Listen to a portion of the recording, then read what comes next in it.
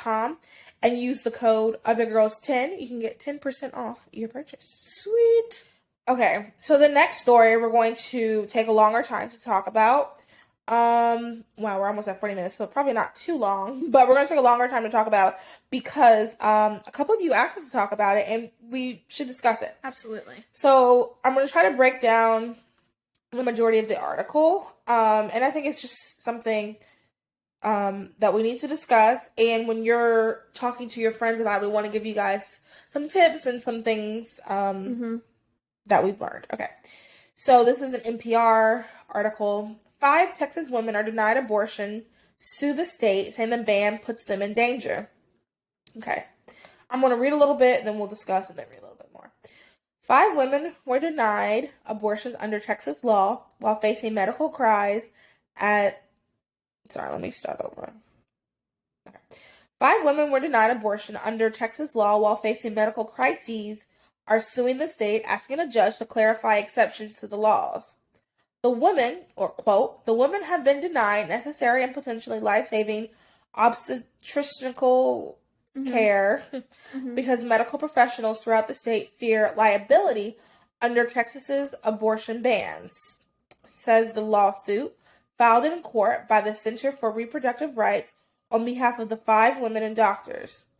Just because Roe v. Wade is no longer the law of the land does not mean that women and pregnant people are without constitutional and basic human rights, says Molly Duane.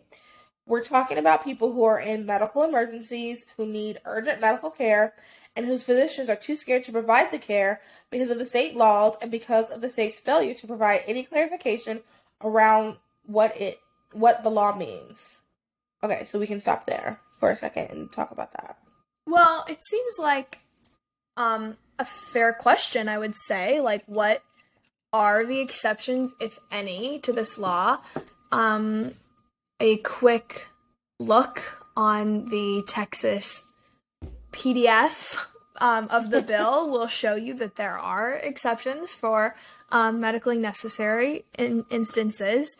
But I think it's a fair question. Like, what is a medically necessary thing? And I think that the Texas bill leaves that ambiguous for a reason, because legislatures don't know. Physicians do. Like, I don't know, other than, like, ectopic pregnancy, like preeclampsia. Yeah. A few things. Like, I think it intentionally leaves room for medical providers to decide that. So, it's sad that there is so much confusion over that. And no, I absolutely don't want to see women dying. I don't want to see children dying either. Yeah.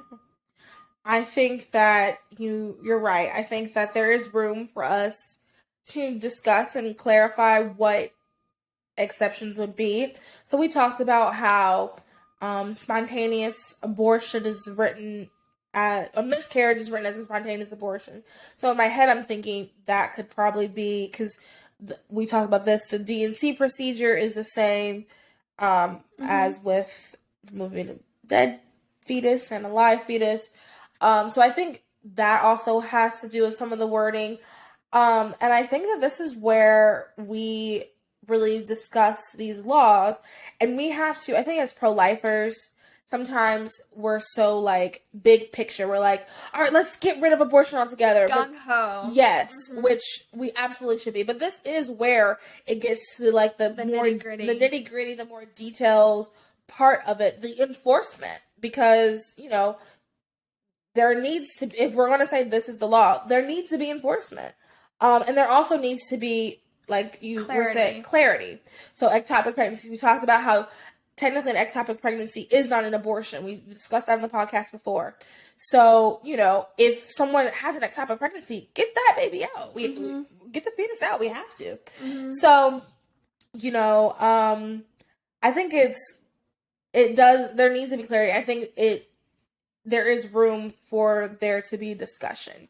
And I don't even think that the pro-lifers of Texas are like, no, let's not discuss. Just do. I think it's like, okay, let's clarify. I will say this. I want to make sure, I think these women, most, if not all of the women and doctors, are sincere. I do think there are probably some doctors who kind of want to use this as like all right, let's see if we can get the pro-lifers. And I think that's dangerous. I think that making abortion a political issue instead of keeping it as a human rights issue was a terrible mistake. But I mean, there has to be laws, so we have to make it a political issue. But like, I think, I just hate that it's become like a political issue because people are using people like if your doctor does not understand what an ectopic pregnancy is and does not understand to remove the baby, then like, okay, that doesn't sound like a good doctor. Yeah. Like, I feel like that's a no-brainer. I mean, I'm sure there's instances, I can't think of a particular one right now, but I'm sure there's instances where it truly is on the line and But you don't know. But like, I don't like the idea, the thought that like someone could be using this opportunity to make a political point, Well, and I don't think the question is like, should, in cases of an ectopic pregnancy, we remove the baby. I think the question is, can we? Under Texas's law. But what I'm saying is, yes, you can. Because according to section 171.205, there are, quote, exceptions for medical emergencies. Quote, certain laws within this bill do not apply if a physician believes a medical emergency exists that prevents compliance with this subchapter. And then it goes into the procedures that a physician would have to take. So, a physician who performs or induces an abortion under circumstances described by subsection A shall make written notations in the pregnant woman's medical record of 1. Physician's belief that a medical emergency necessitated the abortion, and 2, the medical condition of the pregnant woman that prevented compliance with this subchapter. So, the bill goes through what to do if this is the case. Yeah. But I think, Mallory, that the reason there's so much confusion is because of the media. Like, I'm sure you've heard Texas's no exception bill harms women. Like, and then you look at the actual bill on the texas.gov website, and there are exceptions. Like, for example, Vanity Fair, quote, Greg Abbott claims Texas's no exception abortion law is fine. Bloomberg, but we just read the exception. Exactly. Keep going. Bloomberg.com. Many are concerned that there are no exceptions. The Texan, quote, Dan Patrick says abortion law exceptions are unlikely this legislative session. So there's a lot of rhetoric saying there are no exceptions. And I guess in my head I'm like, well, the doctors should know. But I mean, you're right though. Like, the media is the one fueling this. The media is definitely fueling it for people. But I'm like, are the doctors reading these articles, or are they reading the laws? Right. Like, is someone coming by? Because I remember my dad has done this a couple of times. Like when Obamacare was coming out or something like that, he would go and talk to go to doctor's office and like break everything down because he's a lawyer, so he could break down the whole law thing. So I'm like, I'm sure somebody did that with the Texas law, right? Wouldn't that make sense? But you're right though, like maybe not, because I mean, even so the bill that's coming out in South Carolina, there are exceptions on that, and but like if you look at anything, if you Google like South Carolina abortion laws, people like, there's no exceptions. They're even gonna kill you, and it's like, no, actually, like read the bill. Like if you actually read the bill, that's not true, right? But you're right. All the media does, and that's why, once again, and I feel like I say this all the time, but like that's why we need to be saying something. We need to be speaking out. We need to. Maybe I'll be able to copy and paste that section in our in the show notes, the little blog thing we do. So if you are talking to somebody about it, you can be like, oh, here it is, and then you can maybe send me the link for sure. Because like that's why we have to say something. That's why we need to speak up, because there's just so many lies, and like the lies are affecting people's lives for sure. And we are not expecting women to die. We don't want women to die. We don't want children to die. We don't want anyone dying. Yeah. And we are in favor of clarification. Yes. I also want to know, and I don't want this to sound mean. I don't mean it in like a rhetorical question. I actually am asking. But if these women were experiencing near death experiences, then how, and they were denied abortion, Right, that's a good point. how are they here today suing? Yeah, that's a good point. Or was it Let really me see if that's in the not article. a near death experience? That's a good point. If it was truly and they didn't receive it, so they definitely received it. Let me see. I don't think they got an abortion. It says they were denied an abortion. So if they were denied an abortion and they're alive and well today suing, then how was it actually? That's such a good question that never crossed my mind. I wonder if they're like exaggerating, like it was an almost, or I'm thinking maybe it was even like they were going to die, they didn't die, or like maybe I don't know. That's a good point. I'm like trying to think of how if. And then I want to know, like, okay, so they had their children. When they look into their children's eyes, do they wish they had an abortion? Right. And imagine your mom, you going on TV, you see your mom talking about, I was supposed to get an abortion. And I wish I did. Yeah. I should have gotten one. I should have been able to get the abortion. And you're like, I can't. Yeah, that's such a good point. That's exactly what that's like one of my first thoughts.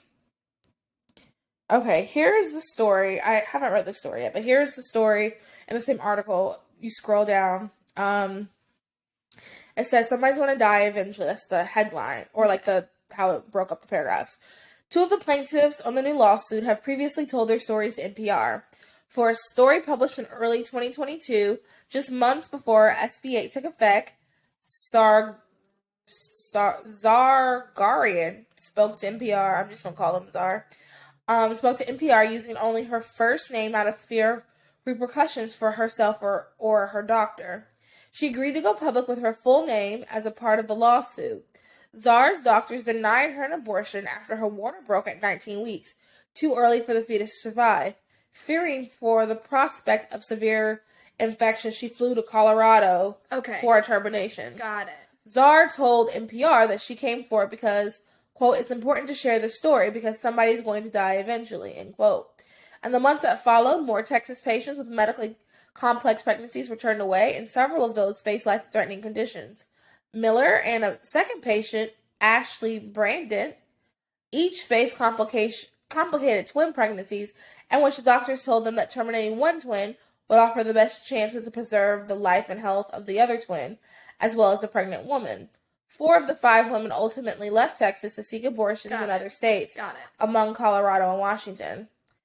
Well, that's really sad. I cannot, and this is just a side note, I cannot imagine how awful that would feel if a doctor said, well, if you kill one, it'll help save the other. Mm-hmm. Oh, that's just awful. Okay, so once again, so she said Zar was saying that after her water broke at 19 weeks, too early for the fetus to survive, fearing the prospect of severe infection, she flew to Colorado for termination. I would like to know more. I just feel like we're missing some more context, because if the water broke at 19 weeks, I'm 98% sure I've heard stories of women going in and then them trying to see what they can do to fix it, or you can still deliver a baby. Now the baby might die, but it's better than at that point, you have to rip the baby, dismember. Yeah, you don't have to do that. You can deliver the baby. So I feel like there's context missing, but that's on purpose. That's on purpose to fear. And, this also reminds me of this. As women, we hear these stories, whether you're pro-life or pro-abortion, and your heart goes out to these people, because that's how we are. We're nurturing. So when we're having these conversations, it's also really good just to make sure that we're be honest and real. That's so sad. That sounds awful.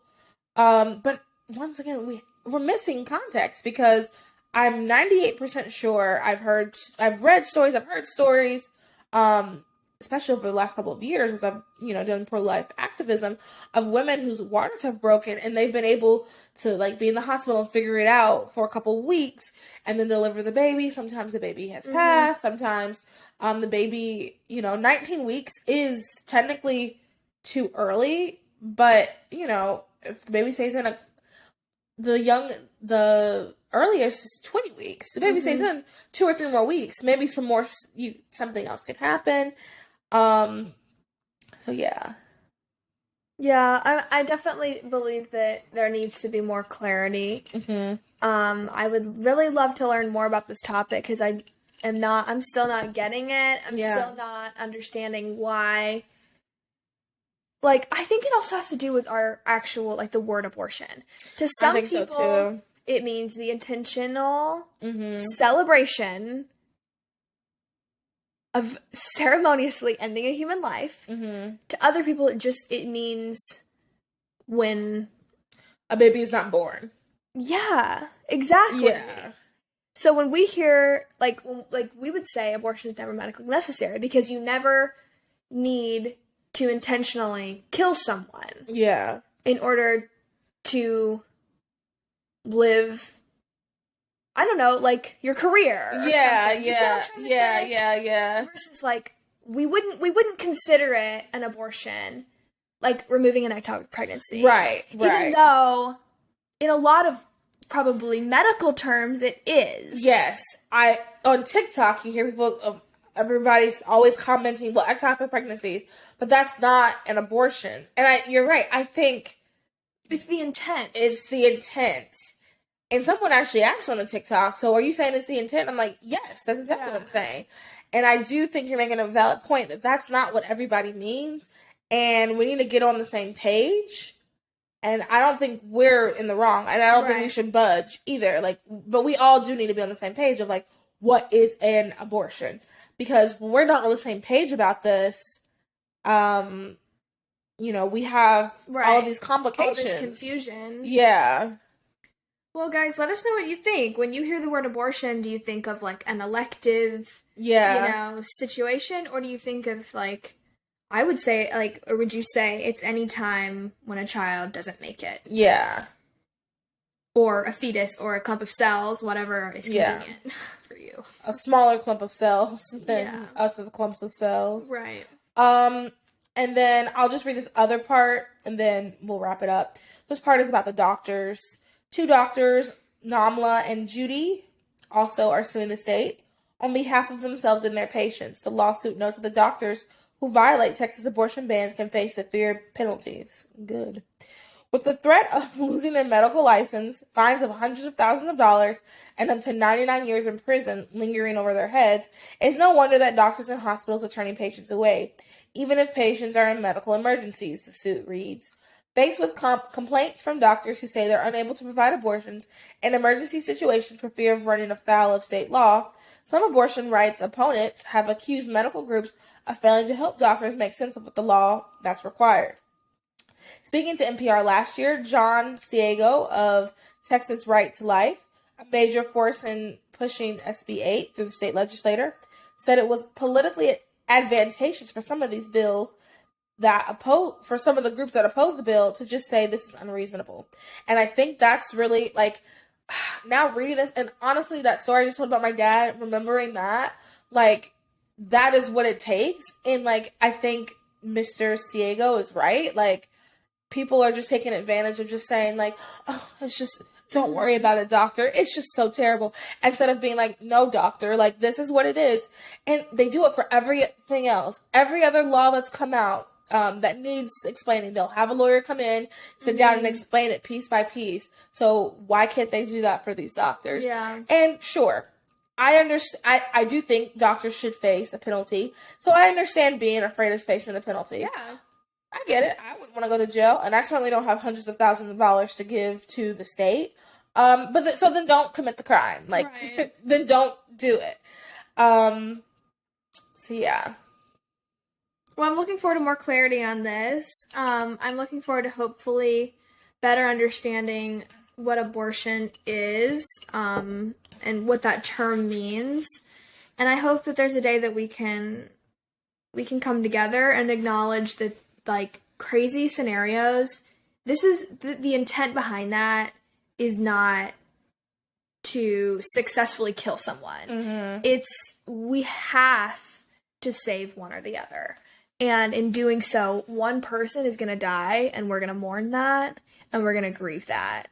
But there's this amazing Stephanie Gray concept where if two people are drowning, I can't push you underwater in order to survive. Yeah. Because that, I would be killing you. Yes. Rather, in us both trying to survive, you die. Yes. That's not me pushing you underwater for my own survival. Yeah.